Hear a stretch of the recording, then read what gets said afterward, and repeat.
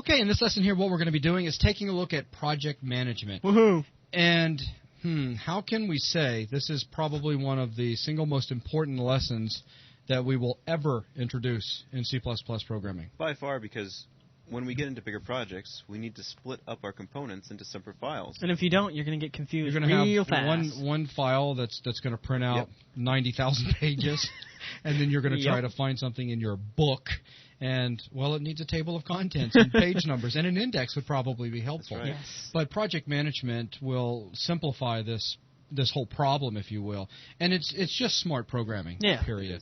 And the rules that we'll follow, they're not so much.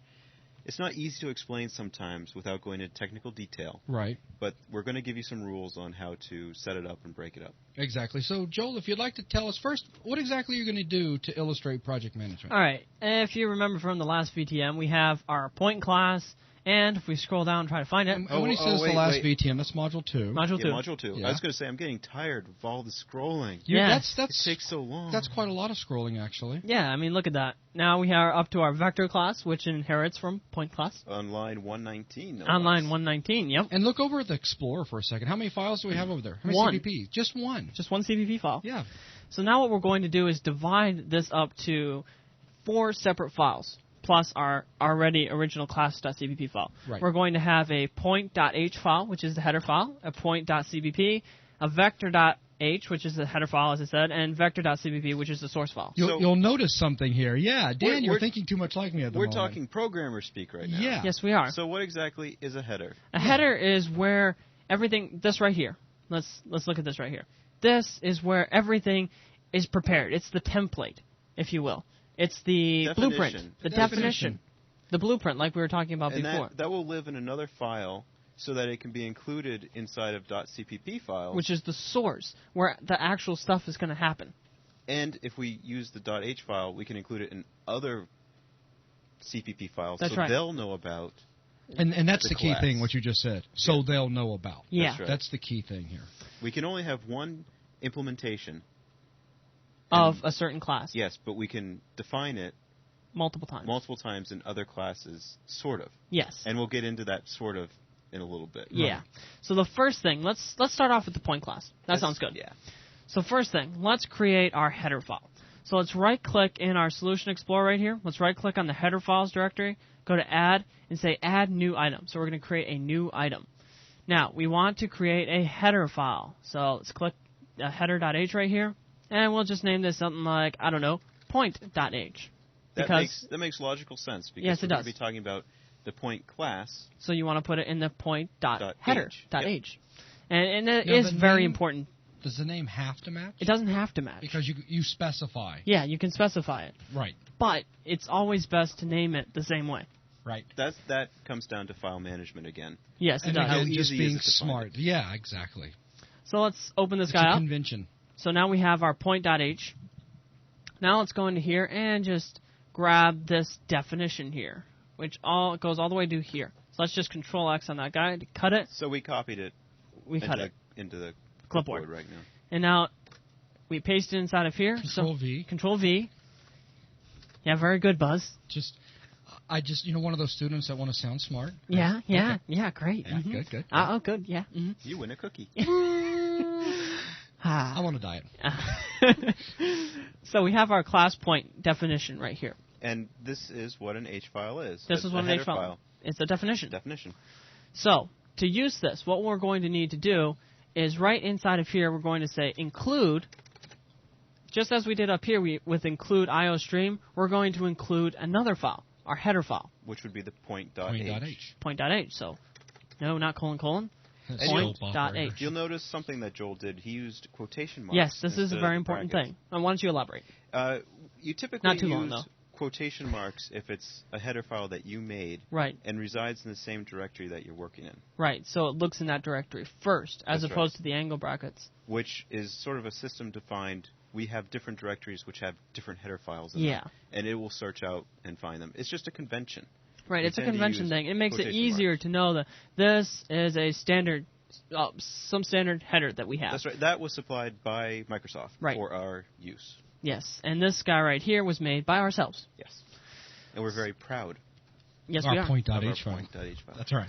Now, if we try to compile this right now, you'll notice that we have sort of kind of a small problem here. Actually, no operator file takes a right-hand operator. Well, here's the thing. If we open this guy up right now, you'll notice that we have it defined here. Mm-hmm. What we need to do at this point is create the actual source file. Does that make sense? That makes sense. Yeah. So let's go ahead and right-click on our source files here, and let's add a new item again. Okay. This is going to be the point.cpp file, which is where the stuff is going to reside. So point.cpp. Or actually, you just don't need to specify it. I'll automatically put it. Yeah, that's just the Microsoft convention. Right. The .NET convention. It'll fill that in for you. So inside of our class here, let's go up to the top. And now, let's take all of this right here. Which would be all the code that is associated with the These point are all class. The points functionality. Yeah, with our operators, our equalities, our accessors, and... Ooh, break out the fancy language. Right. Yeah, school words again. Joel, it's okay. Okay. It's okay. All right. Now, inside of here, right now, the point.cpp file, it's going to try to compile this point.cpp file. Let's actually compile it right now. You're going to notice some problems. Oh, error. Error. Everywhere is an error. Point is not a class or namespace name. Wait a minute. We defined it. Why can't we use it? Well, because this point.cpp file doesn't know about it. So do we have to include something? Yes, we do. Right at the top of our point.cpp file, we're going to say include, just like we did in the other one, point.h. So now it's aware of it. So you think it should work, but look at this. There's actually a few problems here. Undefined. Well, what is the cout? Well, that prints to the console, right? Right. So but it doesn't know about the console. Oh, wait, we need to include another header file. Yes, we do. Which would be a standard header file. Called include IOStream. All right. Which was actually included in our class.cpp. Yes, but now we're no longer in that location. So we need to redefine it again. That's right. It doesn't magically appear. Inherent what's over there in that file. But the world would be so great if it did. Yes, wouldn't it be? But it's programming, so we have to do some things. Now, we try to compile it again, but it still doesn't know it. And everybody should know why. We need to have the using namespace std. Oh, yeah. Dan's favorite thing. I grew up using some different compilers, and we didn't have to do that in some other compilers. Yeah. It just knew cout. Yeah. So, here's what we have. Now Suddenly we have a book of errors have dropped down to just 2. Yep. Now everything should be almost set, but what I'm going to do is kind of decrease this main file here, just so we're dealing with point class. I think that makes sense. Yeah, that makes a lot more sense. So point B, and we can just pass it 4, 5, and 6, like we did before. Yep. Now let's try to compile this. Look at that. Hey! It succeeded. And the idea of this wasn't to make this confusing as we compiled errors. We're just really showing you how as a beginner, once you start breaking up a file, these are going to be things that you're going to see. You're going to see exactly what you just saw here. And it's really about making each of these files aware of the parts that it needs so that the file really is kind of considered complete. That's right. And of course, we could have put the source inside of here as well, like we did before. But that's not clean. We could have, but we're not. Clean. Yeah, we're not. That's not the point. We're veering off from project management now. Yeah, that's a bad thing. But there's another thing that we need to be aware of. And if we go into point.h, that is, this header file could be included multiple times. And we want the ability to include the file in multiple CPP files if we need to. Right, but so that they could be self-contained. Yes, but the compiler only needs to see it once. That's right. And the way we can do this is, actually, I think we talked about this a little bit in the first VTM, preprocessor definitions. Oh, yes. And we're going to use one of those called if not defined. So if NDEF. The compiler looks at this and says, if not defined, if what isn't defined, the value, and we can give it any name we want, point_h. And this tends to be a good convention. Yes, it is. You can say point, the name of your file, all in uppercase.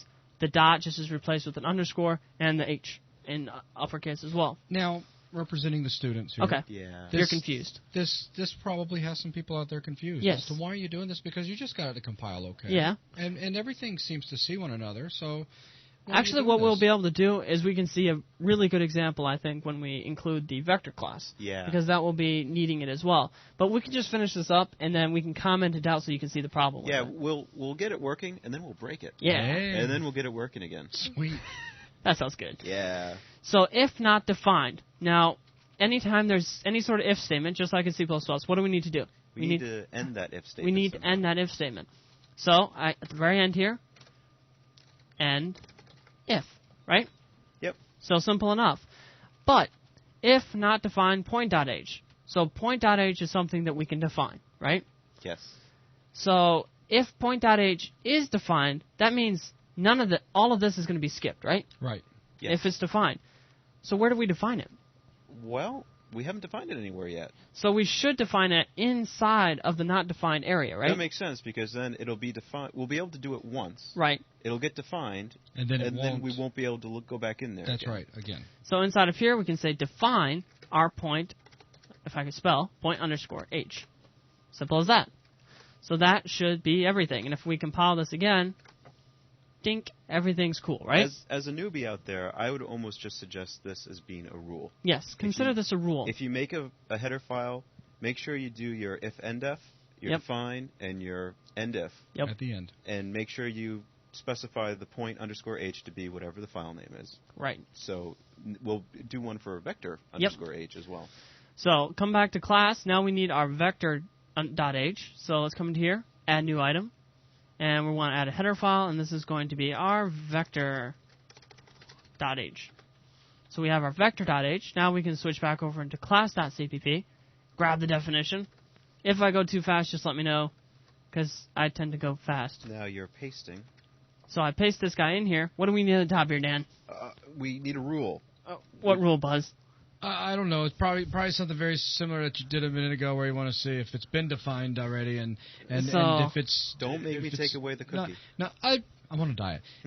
and if it's not, you need to define it, and you need to end all your stuff and things like that. Okay. So if not defined, right. This time it's going to be vector_h. And then we're going to say define vector_h. That's exactly what I said, man. Yeah, I know. I could read your mind. Give me that cookie. You're on a diet. No cookie for you. Oh, yeah, that's right. Okay. Coffee. Coffee's okay. All right, so now we've defined that. Now what we need to do is define our CPP file. So let's add a new item into here, a CPP file, and it's going to be our vector. Dink. So now this is empty. So let's go back into our class.cpp file. So another cut and paste operation going on. Oh, yeah. All that fancy stuff. And we'll just delete this comment. Comments are bad. No, comments are good. Do not listen to Joel. Yeah, comments no are kidding. Very good. He just slipped off planet Earth for a moment. All right. So inside of here, what we also need is our include what? Well, we need to see the header file. So vector.h is the definition of the class. Right. Yeah. So we include vector.h. So if we compile this. So why don't we first use it once quick? So let's say vector C and 1, 2, 3, 4. Okay? Okay. Now let's try to compile this guy. Wow. Errors. Vector, undeclared identifier. I think that means we need an include vector. I think we would, because we have to be able to understand what a vector is before we use it. That's right. If we don't know it exists, it won't work. So let's compile this guy. Oh, we have more errors. We have more errors. Illegal member initialization. Oh. Point is not a base or member. Well, go back into vector.h for a second. Check this out. We have point, but does vector know, does this header file know anything about point? Not really. Right now. Not right now. So what we need to do is say include what? Point.h. Yeah. So now it knows about point.h. So if we compile this guy, bink, everything works great. In fact, we can come back into our class. No, don't save the output build. We can come into here and let's output cout C. And of course we have build operators. Did we actually define this? I do not remember. Does anyone remember, or is it just me? I thought we did. I thought we did too. Maybe I was wrong. All right, so let's not worry. Temporary breakdown. Temporary breakdown. All right. Now this does compile fine. We if we look into this, we could debug it. Okay, we'll debug it. Joel loves to debug. Yes, I do. I'm surprised for half a second he considered not doing it. Yeah. So we did a c.setx5. Yes. Just so we could have something to play with. So let's go into here. All right. Now let's step into this guy right here. We can delete these guys wherever they came from. Go back to our locals so that we can see that x is currently 5, the big one. Now we need to change little x, which is the one inside of us, to 5. dink, and it's already set to 234 just 1 second ago, which means that it was working properly. And we are in our point.cpp file. Now, Joel, I do have a question for you, because I am more than positive that we did write that function. Yes, I think you're right. Did we ever put it as a prototype at the top of the file? At the top of the header file. That's a good question. So let's go down into our vector.cpp and file. Make sure that we actually define the output functionality. I believe it would actually be in the point class. Yes, in the point class. Over here. There Aha. it is. We do have our functions right here. But let's look at the header file and find out if it's there. Ooh, it's not. Because it wasn't part of the class. It was right. external to the class. So what we need to do is go copy this guy. That's right. Go over into our point.h file, not the bottom here. We'll just say bink.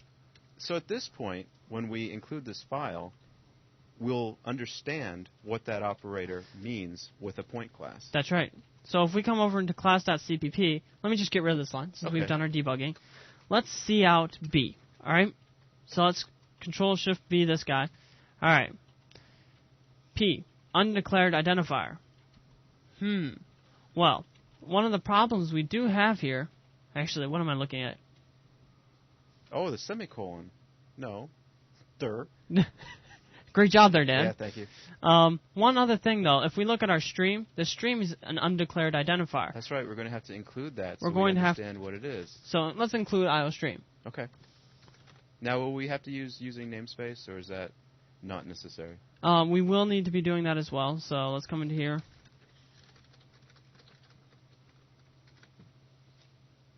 Yay! And that is going to work. The only reason we got this error is a branch off of the error that we had with the O stream that we have here. So it's like, ooh, we can't find that. Let's complain about this as well, even though that wasn't really a problem. Yeah, that's just sometimes what compilers do. Yeah, sometimes what the compiler will do is it will go down linearly. When it reaches an error, everything past that error is going to have some sort of problem as well, just because of the way it reads it. It's messed up. Yeah, it's messed up. So to put things into perspective for the beginner out there that currently just got up and walked away from his computer for a moment, but his speaker to vomit.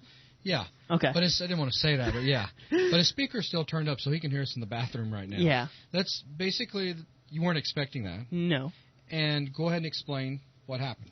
All right. So what we had going on here, which part? We were really just dealing with the point and the vector. Then we shifted our focus back over to the point. Right. Because what we wanted to do was, if we come back to our class.cpp file, we wanted to be able to say cout p. B. Right, where we were actually going to see out a point. That's right. And if we switch over to point.cpp, you'll remember that we did define this. We did. And we had questioned whether or not we had because... Right. At first I was like, did we not define it? Because we thought it should have worked. Right. But the real problem was that we needed to define this in our header file. That's right. Which we hadn't done before. That's the key thing. So we came back to point.h and said, okay, we need to define it. And again, I think this is really cool that this is here because, again, it just really goes to drive home the point about once you start breaking everything up into individual CPP files and header files, some of the things that you're going to need to make sure is there in the header file. That's right. So with that, I want to break it now with our little if. Oh, Here's a hammer. Bam, bam. So what we need to do, let's comment these guys out. I can't see the code anymore. Aw. Because you smashed it with the hammer. So if we come over here and just comment these guys out, if things go the way I'm thinking they will go, we'll get an error. Please let it break. Look at this. Hooray. It broke. Point class redefinition. What? We're only defining it once. How could that be? Well, look at this. In our class.cpp file, we say include point.h. So the compiler says, okay, go to point.h. All right, I'm going to include everything in point.h. And all that. And that's all cool. But that's now all cool. Go back to the next thing you But now I go, ooh, vector.h. Cool. I'm going to go to vector.h. Whoa. It says include point.h again. Yeah, wow. That's a problem. So we jump back into point.h. So we go back into point.h. And then we define everything. And we try to define. Wait a second. Yeah, you can't exactly do that. Do that. Right. So that's why if not defined is here and define is here and our end. And again, as Dan said earlier, just make this a rule. Make it a rule. Period. Yep. Now, one final thing, just to make myself feel better, is I want to take iStream and then take this guy right here, so our input. Oh, yeah, because that's not in the header file No, either. this isn't in the header file either. So I'm going to put this guy in here, so now we have Making the header. sure that everything is complete. non-broken. Yep. So if we come back to class.cpp, we can say get cout B. Whoa. And everything should be almost happy. No operator which takes... cout B. Here's the hammer, Joel. Yeah. Bang, bang. I'll stand in the corner afterwards. Sweet, that'll look funny. So now our C and B works, not cout. And if we run this guy, we're in the constructor as we had before. Waiting for some input. Let's say 4, 2, and 3. And we output 4, 2, and 3. Everything's working great, right? I like that. I like it too. It's cool. So everything... Why do I keep doing that? I don't know. Everything is now separated into nice little files, and everything works properly. And go back to the class.cpp file. All right. This is where main exists. Mm-hmm. Look how small that is. Yes. That's convenient. And if there's a problem anywhere, and let's say our vector class is messed up. Actually, everybody just kind of got a taste of that a second ago as you were troubleshooting that stuff. is true. You knew exactly where to go Instantly. You didn't fumble around through a long list of code. Yeah. You didn't have to do a find and hunt for something specific. You knew exactly where to go because it was modular. That's right. And through project management, that's the whole idea, is to keep it modular like this. And if you're a person new to, say, .NET or something, you say, well, there's the class view. I can come in here, and it separates all of it for me. Well, you know what? That can only be partially helpful. If you still have a file that's 30,000 lines long, when you try to scroll just a little bit, it's going to become difficult. And that's still a small program. And that's still a small program. That's right. So... there. All right, very cool. I think this was really good, and I definitely love the mistakes in there, because looking at this from a student's point of view, especially after you recapped what happened, I think it makes everything a lot more clear. I'm human, too. And mistakes happen. Yeah. And mistakes are guaranteed to happen. And so with that, I think we've pretty much covered everything that we wanted to do. And from this point forward, we're now going to start using this, especially with the game. Yep. So that's going to wrap up this lesson. Thanks a lot, everyone.